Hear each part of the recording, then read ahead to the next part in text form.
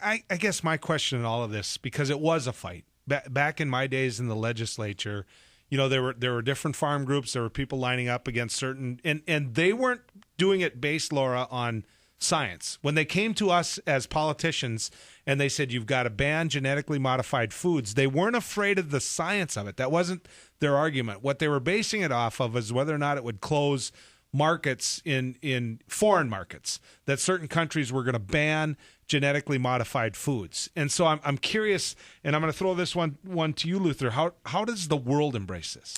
Well, it depends where you are in the world. The Europeans, they make sure that there's labels on products. One of the primary reasons, it becomes a non-tariff trade barrier. They want to protect their own domestic agriculture, and here's something that they can do to create a trade disturbance by putting labeling on. You can go to other parts of the world where you don't have those kinds of issues. So a lot of this is really having to get out and educate people about what this technology is and what it is not. All right, and that's why Laura is so important as a ninth-generation farmer. As a mom, she's a marathon runner. She's an athlete. She cares about what she eats and feeds to her kids like every other mom out there. And those are the voices that we need out here talking about some of the safest technology that we've ever had in agriculture breeding. So, question here: do they have? Are they pushing labeling on you, or what are you up against here, Laura? I would say right now the biggest challenges that we face are there are activists that are very against GE technology, and they're trying to push a patchwork of ballot initiatives throughout the United States. So in other words, they're trying to create a 50-state patchwork of laws calling for labeling of foods that contain GE ingredients. And so they're also doing a lot of fear-mongering, trying to spread fear about whether or not GE food is safe.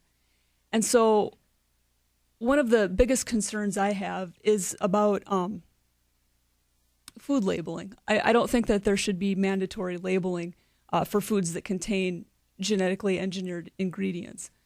For example, in sugar, like the sugar beet plant is biotech, but the sugar that it produces is not. Sugar's the same, whether it comes from a sugar beet plant or whether it comes from sugar cane. And so, there's no difference. And so to me, activists who are calling for mandatory labeling of foods with GE ingredients are trying to imply that these foods are somehow different or pose a special health risk when there's no scientific evidence to prove that. And so I really think it's time that the debate in this country be defined by scientific evidence. It's almost like the fight that you're fighting is, we talked about the foreign fight that we fight, obviously, and just the trade barrier that it provides. But a lot of the fight that we're fighting, too, is just domestically with maybe uninformed consumers. Absolutely. The majority of the American consumer public doesn't come from an ag background. They're not familiar with agriculture, with American farmers and what they do. And I think that the biggest and most important thing that we in agriculture need to do is just start a dialogue with consumers. We need to show them who we are and what we do. Our values are the same as their values, and their concerns are important to us, and we care about the same things. And I think that there's a lot of activists out there who are trying to drive a wedge between us and the people that we're producing for. And I think it's really important that everyone in American agriculture needs to stand up and speak out on this issue and try to take back the dialogue and to show people who we are. The four of us in this room are very familiar to this debate in different commodities. I understand that.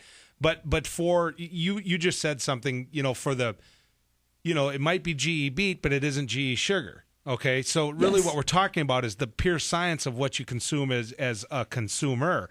So it begs the question, so that people who don't live in your world and don't raise sugar beets and, they just go to the grocery store. So to them, why? Why would you raise GE beets? Explain to them why. Well, I think, for the American consumer public, one of their biggest concerns is about chemicals. They don't really understand chemicals. in agriculture. They don't really understand how chemicals are used. They're concerned. And, I share that concern. I'm concerned about that too. I worry about chemicals too. I mean, I worry about my husband and I's exposure to them, and when we're handling them on our farm. And with the GE technology, we are able to use chemicals that are much less harsh than things that we've had to use in the past, and also we have to use them way less often. So thanks to GE technology, our chemical use has greatly been decreased. Mm-hmm. Less passes across the field. Absolutely. The people that hate fossil fuels, it's less times across the field. I mean, there's a lot of things that the people that are anti-GE never want us to talk about. Can we acknowledge that? Yes.